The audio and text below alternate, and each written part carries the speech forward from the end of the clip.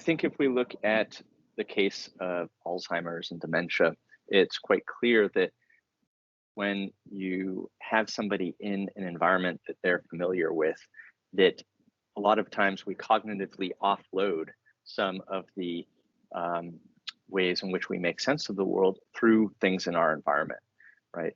All living beings do this, not just humans. We have trees that we recognize as that's where you turn to go home.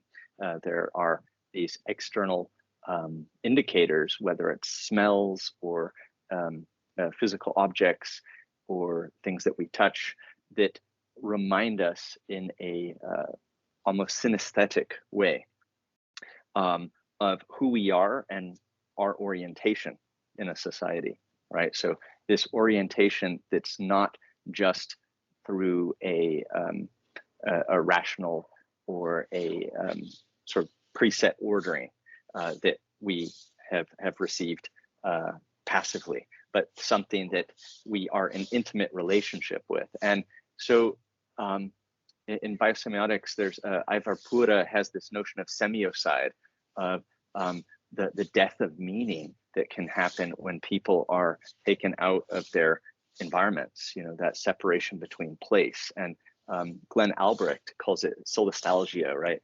This nostalgia for ecologies that no longer remind us of who we are in the ways that we remember, right? So we're nostalgic for places that no longer exist. So with Alzheimer's, for example, when we're treating patients, as much as possible, how can we have someone be treated in their home where they know the contours of their kitchen counter, they know if they're getting up in the middle of the night, how to walk with the lights off to the bathroom. These simple things that we all take for granted, but are really important when certain parts of our faculties are no longer able to do extra work for us, right? And so in brain chemistry, we would say the basal ganglia is that sort of automatic part of us that really relies on our external environment, our natural and built ecologies, which inform us of where we are and thus who we are.